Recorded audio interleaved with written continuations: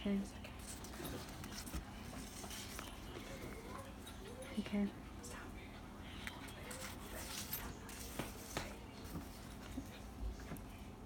Don't forget to film yourself too. Um.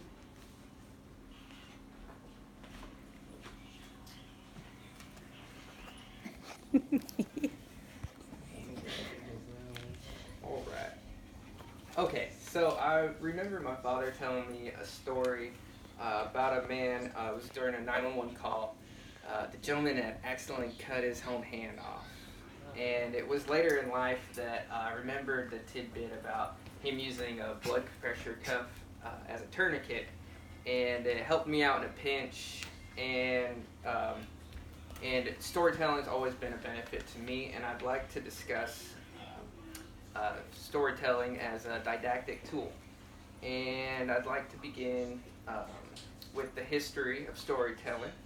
So, in an article by, it was Emma Groenveld, she's a historian. She wrote about a cave in France that's got a bunch of paintings in it. I mean, real elaborate stuff from, they estimate, about 17,000 BCE. And it's very clear that a lot of energy went into it. There's animals, there's a man in there, and it's believed that it definitely tells a story, and I believe it does. And it just shows how much energy and how much went into storytelling, trying to leave behind a mark.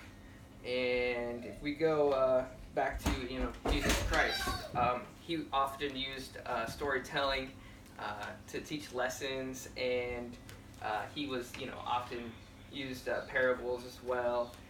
And even before we had an alphabet and a written language, I mean, storytelling was how we discussed things, how we warned each other, how we talked about our family, how we passed that information on.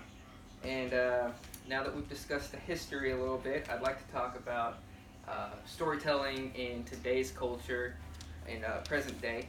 And one of my favorite examples was Dr. Clarissa Pinkola Estes.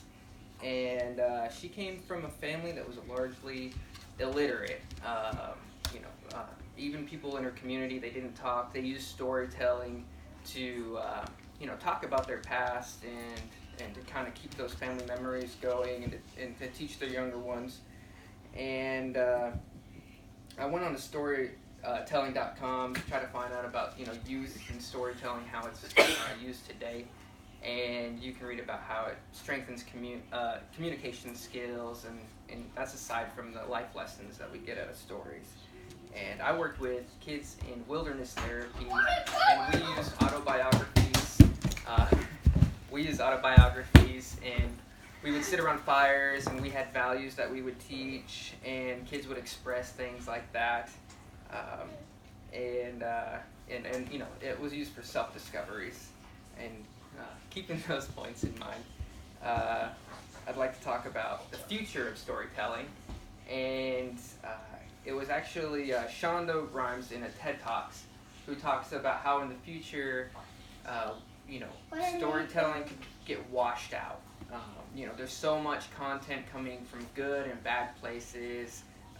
Anybody can become a storyteller. And she kind of talks about there's something to be aware of. And I'd also like to talk about storytelling being kept alive. There are grassroots movements, universities such as like MSU and UWT. They're trying to build up and give storytelling some oomph. And the future of storytelling for me is with my daughter. I hope to use storytelling to teach her life lessons and about my past, and I hope that she's able to use storytelling and strengthen her communication skills and learn from those as well. And in conclusion, we discussed the past and present and future of storytelling, and I do thank you all for listening to my speech. Thank you.